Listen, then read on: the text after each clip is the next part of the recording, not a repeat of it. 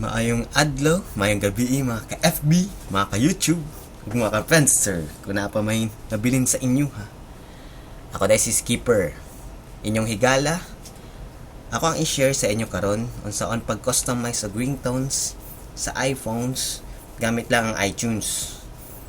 Kabala ko nga magsawa ramo sa mga built-in tones, mga default tones sa atong mga iPhones na di na mo kailangan mag-install pa og laing mga software.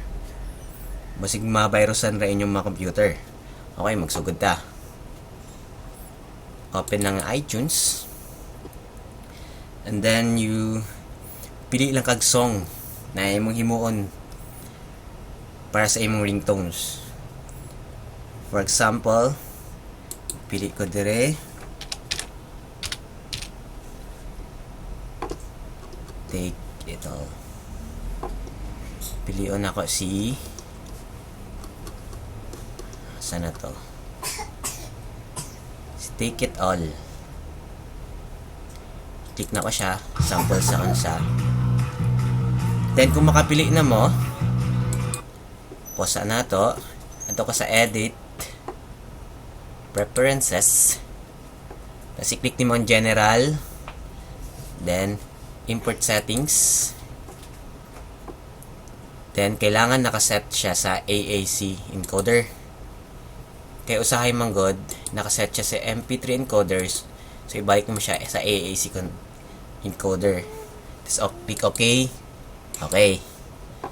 Then balik ka sa imong song nga imong napili, imong i-right click. Click nimo ang get info.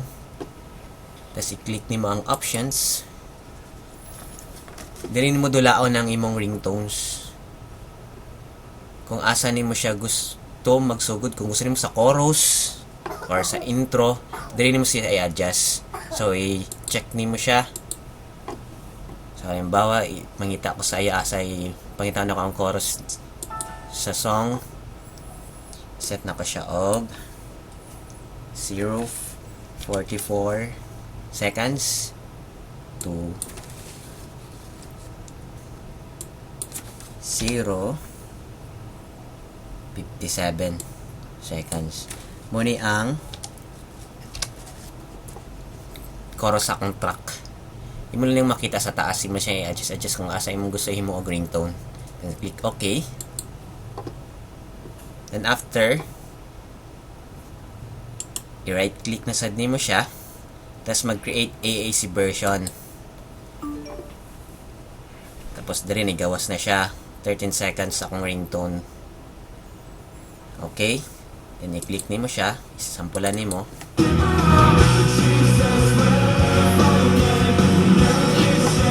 Okay, pause na to. Muna na akong ringtone. Pwede i-copy nimo siya. Para ilista nato siya, ang next move, i-copy. Ilista nato siya og file name extension. Kasi naka-ano pa ni siya, naka-track pa ang iyahang extension. So, ako naghimo lang ko dito sa desktop og folder. Paste na ko siya dire. Ang default manggod sa ringtone sa iPhone is M4S dapat, hindi dapat M4A. So, para i-change na to siya, imbuhaton, click organize, folder search option, adto ka sa view. Tapos, i-uncheck nimo ang hide extension for known file types. Then, apply. Okay. Dito, rename nimo siya. Himuan nimo siya ang A. Lista na nimo siya og R. And, are you sure you want to change it? Yes. Click na nimo yes.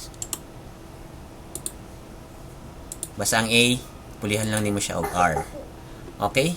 Kasi double click lang nimo siya para masulod siya sa ringtone sa iTunes.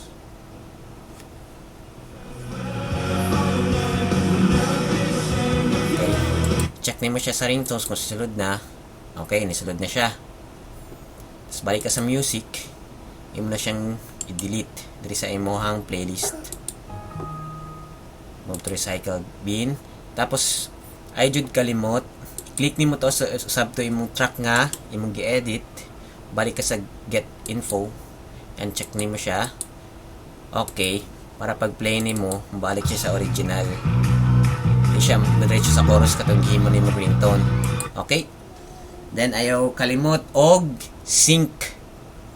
Di ba pag i-sync na nato atong unit, magawa siya dire. I-sync ni mo siya, tapos pag ang ringtone sync all ringtones, para katong bago ni maghimo na ringtones, mosulod siya dire ma-sync. Okay? Kung tan-aw ninyo nga nakatabang ni video, please comment or hit the like button o paki-share na lang sad sa uban. Salamat. Always remember, all things are possible through Christ. God bless all. Adios amigos, amigas.